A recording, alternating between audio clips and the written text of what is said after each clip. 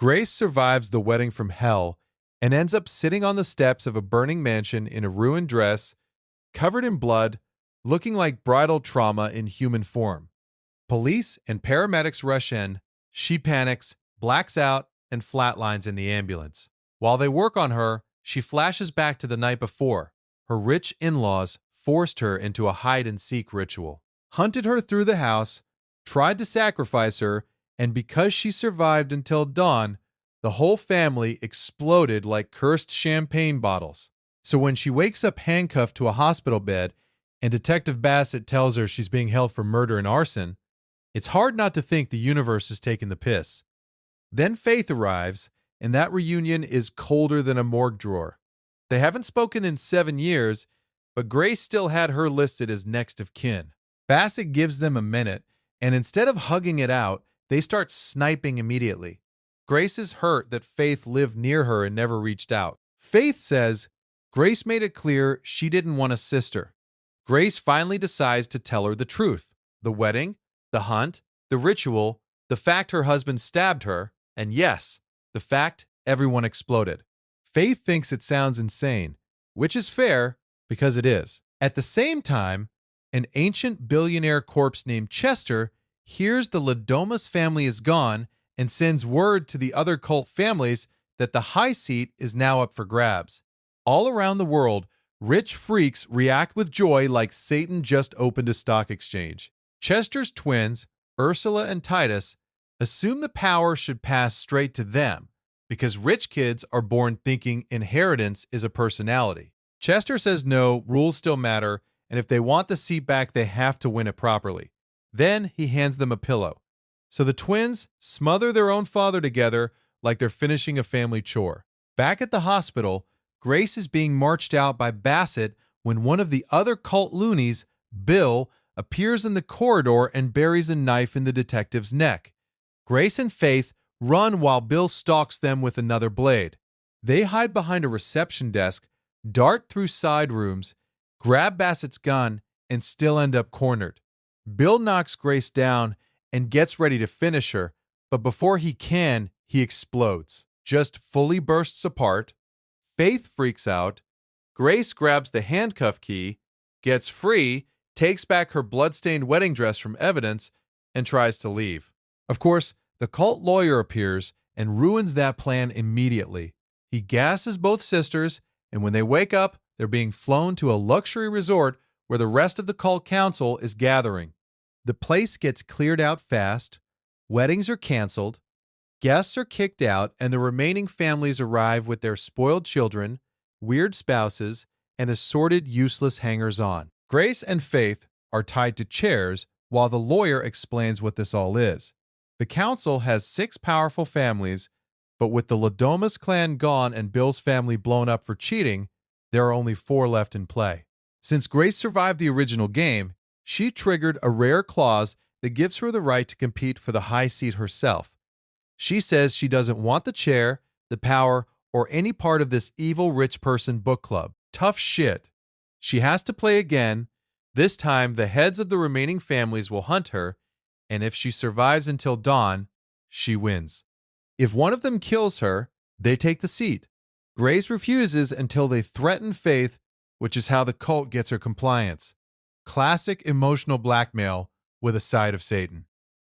Faith is furious because she got dragged into all this after 7 years of silence, which is very fair. Then, an unhinged woman named Francesca storms in demanding the engagement ring Grace got from her dead husband, because apparently, grief is not enough without accessories.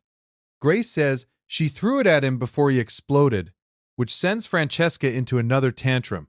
After that, the sisters are sedated, dumped out on a golf course, and when they wake up, they realize they're handcuffed together. Grace instantly understands the move. Faith isn't just here as leverage. She's here to slow Grace down. The game begins, the family heads scramble for golf carts, and Titus reveals he stole the keys to all of them except his own because he's a cheating little shit. Ignacio calls foul, Ursula belts him, and the twins shoot off to start the hunt. The sisters barely get their bearings before a drone appears overhead. It belongs to Chen Sing, who says she wants to talk. Grace fends the drone off with a flagpole while Chen tries to explain some kind of loophole, but Ursula shoots the thing down before the conversation can go anywhere useful. So now it's just a straight chase. The girls run through the woods while Ursula fires at them, and Titus charges in with all the grace of a wealthy psychopath at sports day. They nearly get trapped against a wall, turn back, and start arguing while running, because apparently this family likes processing trauma in the least practical moments possible. Titus gets close, grabs Grace, and nearly chokes her out until Faith shoves him off. Then, the sisters swing their linked arms and smash the handcuffs into him before taking off again. Ignacio spots them through a rifle scope, but he's so useless he fumbles his ammo and gives away his position. The sisters dive into a garden lounge while he keeps firing. Faith spots a propane tank, opens it, and fills the room with gas to create cover. Then Viraj bursts in with a sword because every rich lunatic in this movie thinks murder needs a fucking costume theme. The girls bolt right before Ignacio accidentally shoots the tank and blows the whole lounge sky high. Viraj survives, annoyingly, but Grace takes shrapnel in the arm. They run into the house through a back entrance, collapse for a second, and Faith starts pulling metal out of Grace's arm, while Grace tries not to scream. To distract her, Faith gets her talking. Grace admits she did want to invite her to the wedding, but she couldn't find her. Faith says she wouldn't have gone anyway. Great bedside manner. Then Viraj starts searching nearby, so the sisters move again and end up in a maintenance area. There, finally, they find a bandsaw and cut themselves free from the handcuffs. It's one of the few genuinely satisfying moments in this whole nightmare. But the noise brings Viraj straight to them, and the whole thing turns into an industrial laundry deathmatch. They hit him with whatever they can reach, trap him with carts, get thrown around, get back up, and finally force him onto the tray of an industrial washing machine. Grace turns it on, boiling water floods in, and Viraj gets cooked like aristocratic laundry. When the machine opens, he tries to crawl out and then drops dead. Grace takes his phone because for once, the dead are actually helping. Back in the council room, Viraj's death means Madhu has to enter the game. He immediately melts down because he's basically fear-wrapped in expensive fabric. Rather than fight, he signs his family title over to his wife Martina, who is furious because now she has to play instead. Meanwhile, the sisters call emergency services using Viraj's phone. Not knowing Ursula has arranged to intercept any outgoing call. She poses as dispatch and tells them the police are coming and to wait at the main gate. Before they can get there, Chen Sing corners them in the casino. This time, she puts down her sword and properly explains the loophole. If Grace marries Chen's son, Chen's family gets the seat, and Grace gets to live. Faith wants her to take it. Grace asks the only smart question: what happens after? Chen admits it means joining the cult and participating in the rituals, which means spending the rest of her life killing innocent people for power. Grace says, absolutely the fuck not. Then Ignacio barges in shooting. Chen steps between him and the sisters because he can't kill her. Grace tackles Chen at just the right moment, and Chen accidentally drives her own sword right into Ignacio's neck. He dies. Chen explodes seconds later for breaking the rules. Back in the council room, her son explodes too. Efficient, family clear out. The sisters run again, now soaked in even more blood, and the emotional wound finally opens properly. Faith says Grace didn't lose her when she moved away. She abandoned her. And that's the truth of their whole mess. They grew up in foster care. Grace got a once-in-a-lifetime scholarship at 18. Faith was 15 and wanted Grace to stay and become her guardian. Grace thought she couldn't raise a teenager while trying to build a life, so she left with the plan to come back later. Faith never forgave her. Grace insists Faith was safer staying put. Faith says safe isn't the same as chosen. Grace snaps back about Faith's perfect life, and that breaks too. Faith admits she made most of it up. No successful boyfriend, no glamorous New York setup. She's struggling too. So after years of resentment, they finally stop pretending. Then they call 911 again, and Titus answers, still pretending to be helpful, telling them to go to the gate.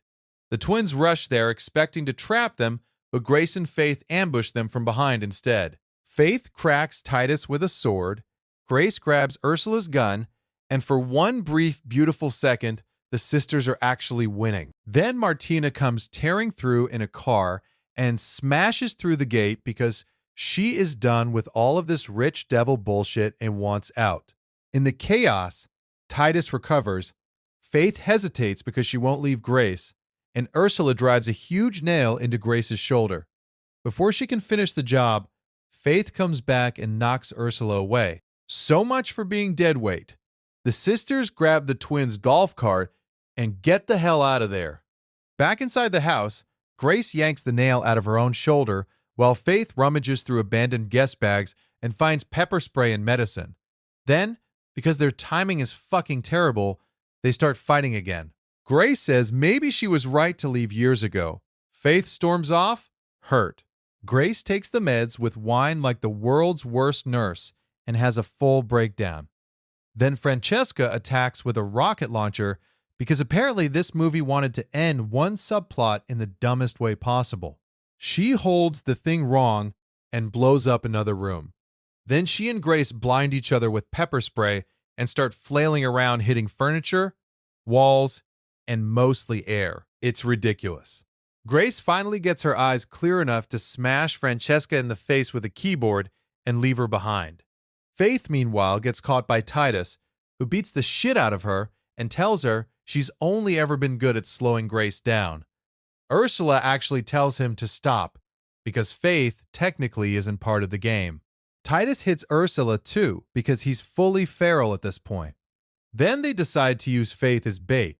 Over the house speakers, Titus tells Grace they have her sister, and if she doesn't return in 10 minutes, Faith dies. Grace spots a gun in the guard hut, breaks in, and arms herself. On the way back, Francesca appears again, somehow still alive and still annoying, so Grace just shoots her dead and keeps moving. Clean, efficient, much better. Grace storms into the council room demanding to know where Faith is, but Felipe opens fire and forces her into the kitchen. She realizes she's out of ammo and locks herself in the fridge. Titus smashes Faith's face against the glass and threatens to kill her. So Grace makes the only move left. She offers to marry Titus. The lawyer confirms the loophole is legitimate. Titus, being a greedy little cocky prick, agrees. Grace and Faith get one brief moment to apologize to each other before servants wash them, dress them, and prep them for this deeply cursed second wedding. Ursula quietly tells Grace she never wanted any of this, that she's scared of Titus, and that she wants to work with Grace to keep him under control. That lasts about 30 seconds, because Titus hears enough, grabs Ursula by the throat, and snaps her neck. Turns out there really are no rules against killing your own family, which feels like a pretty big oversight for a cult so obsessed with procedure. Then it's ritual time. Grace is taken to the basement where a bunch of creepy cult fossils are waiting around a goat. Like this is the worst church service ever. Blood is mixed, the book is signed, Grace is officially married to Titus, and the lawyer declares the high seat now belongs to him. Everyone celebrates. Grace immediately stabs Titus in the neck with the quill. Then again, then several more times in the chest. Faith helps by kicking him down into the ritual pit where he gets impaled. Grace takes the master ring and, for one glorious minute, becomes the most powerful person in the room. The lawyer explains the next leader will be whoever's wearing the ring at dawn, which is only a few minutes away. Grace looks at the ring, looks at the pit, and throws it in. And because rich people stay greedy even in cult robes, everyone dives into the pit after it. Felipe jumps first, then the cultists, then even a servant, all clawing over each other in a blood hole over one stupid evil ring. Grace even tosses a knife in there to make it nastier. Then dawn hits, and every single one of them explodes. Absolute meat fireworks. Madhu pops out from the stairs thinking he's survived by hiding. Then he explodes too, because cowardice is not a shield against demonic admin. The sisters stare at the mess, catch one last ghostly sign that yes, all this cursed shit was real, and walk out together alive, filthy, exhausted, and finally acting like sisters again. Also, they take the goat, which honestly feels earned after a night like that.